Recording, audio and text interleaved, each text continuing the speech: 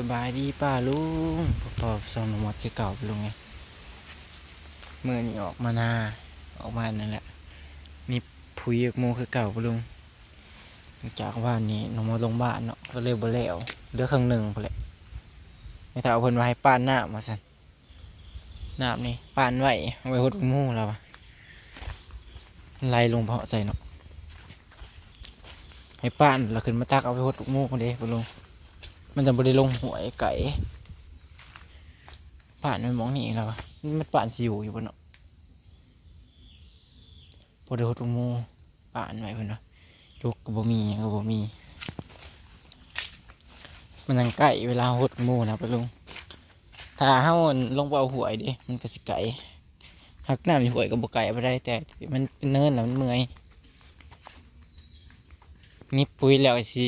เอาน้ำมาหดอีกเห็นป่ะดินมันจะแห้งดิคนก็บ่ได้ตกลายมือเลยยังตะเข็ดน้องมดฉีดยานี่แหละน้ำพันนี้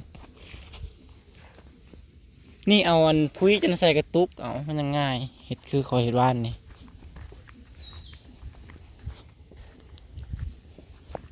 เหมือนกว่ามันกูดโอ้ยเป็นยังคือเป็นอะไรนี่เนาะง่ามันทางนี้นะมันกูดใช่พุ้ยอ่ะนะตุกใส่กระตุกมันจิพออยู่ว่าพุ้ยเขาบอกว่าพุ้ยออกมาจะเอาบ่เอาโอ้ลายเติบเด้อกระตายจะได้สะจะเจ้ากระตุกนี่อาหารคอยนี่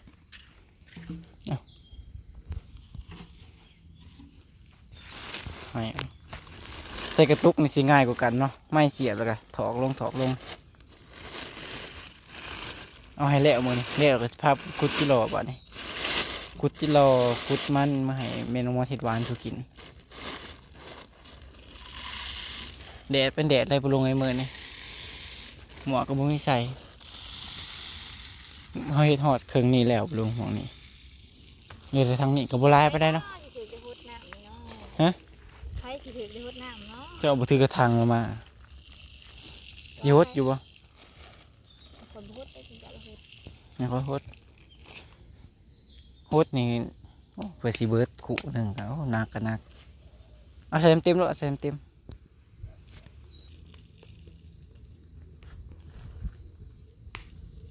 พอแล้วเต็มของเจ้าเอาเต็มตุ๊กของเจ้าก็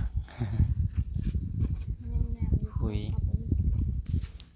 เขาออกมาประมาณน้องขู่หนึ่งผู้ดีพ่อเลยกล่าวพ่อลงไงมันกูดมันเป็นอะไรคือกูดหมุดตอมลายบ่เป็นน้ำยาสีนี่บ่คืออีเด้อแต่นี่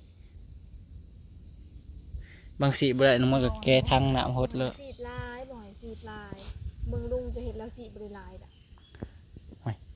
ของสีเราก็สีเปียกคือกันหาแล้วของเราแบบใส่น้ำยาน้อยของเจ้าผัดใส่ตั้งพาปักไง2 พา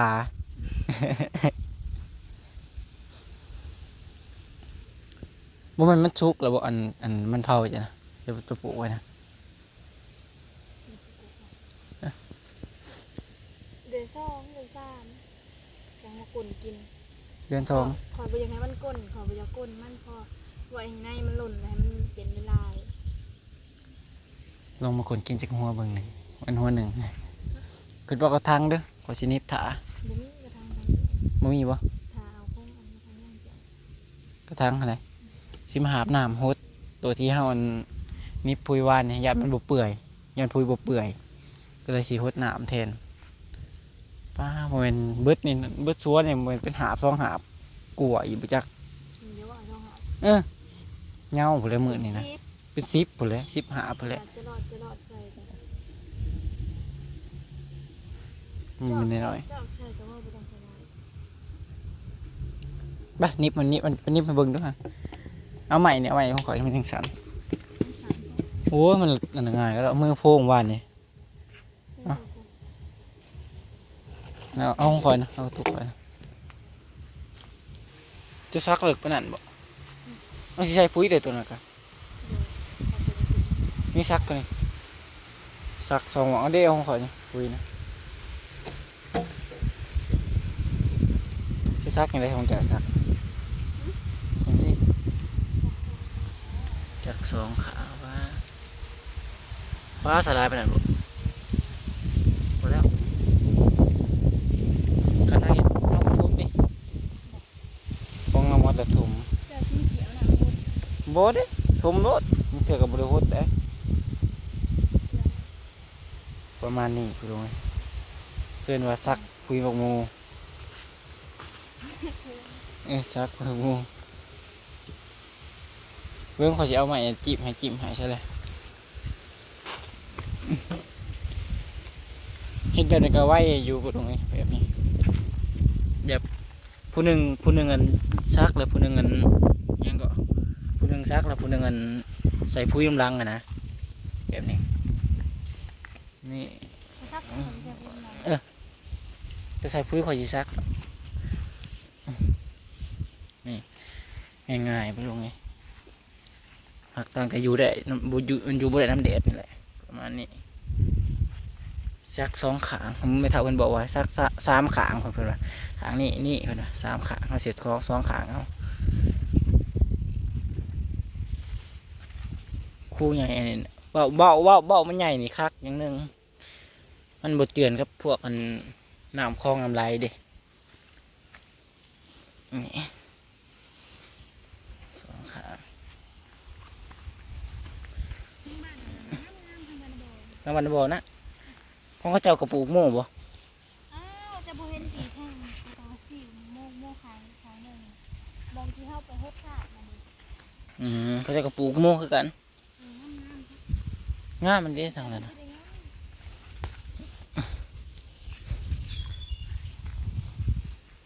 ก็ไว้อยู่ปลงผู้หนึ่งซักผู้หนึ่ง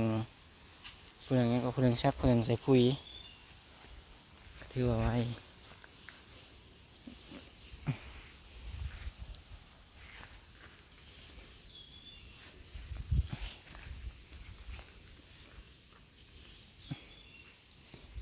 ดินมันแห้งแล้วยันปุ๋ยมันบุเปื่อยป่ะนี่โอ้ดินแข็งเลยตัวนี้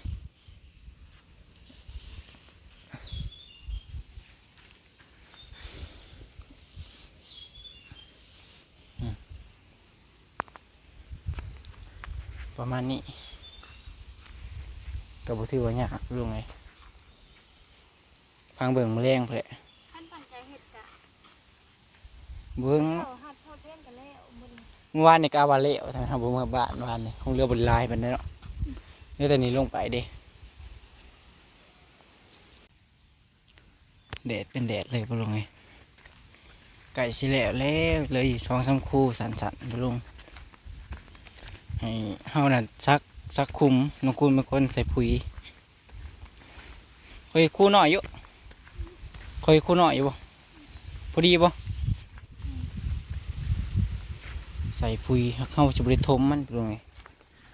น้องคุณบ่ทมอ๋ออย่าดิบมันแห้งลงไปลมยามนี่ช่วงใส่พ้นสิเบิดแต่ละปะลุงไงหัวลมก็ออกหอดหนาวแล้วเมื่อคืนนี่ก็โจนสั่นปะลุงไงเมื่อคืนนี่หนาวลมเบิดมื้อเมื่อวานนี่ก็หัวลมออกไก่สิได้แล่นวาวเลยแหละเฮ็ดวาว แข่งกับบะทุนเด็ดไปเด็ดหากระซักแล้วลุงหากระแล้วเมื่อกี้นี่ตอน12 โมงเลยหัวลมออกหนาวกลางคืนแห่งน้ำเย็นเมื่อคืนนี้พังเรื่องพีบ่เมื่อคืนนี่ปกเก่าออกมาข้างนอกเมื่อคืนนี่ปกเก่าออกมาอาบน้ำยานเปิดพัดลมก็บ่ได้หนาวแล้วนะสิกุดคุดที่รอไปลงไงคันสิได้ไปคันน้องคุณสิไปพอบ่กล้าว่าพออยู่ที่กุดที่รอแล้วก็สิกุดมันมือให้ยายเห็ดกินให้มืออื่นกุดไว้มื้อนี้มื้ออื่นสิลงนี่น้ำแสบหน่อยให้ยายเห็ดหวานสิกินหวานมันเทียนบ่สิได้ลายมันได้แหละไปลงไง พอเดนน้องมอสเซโคลาไปคลิปแล้วปลาลุงฝากกดไลค์กดแชร์กดติดตาม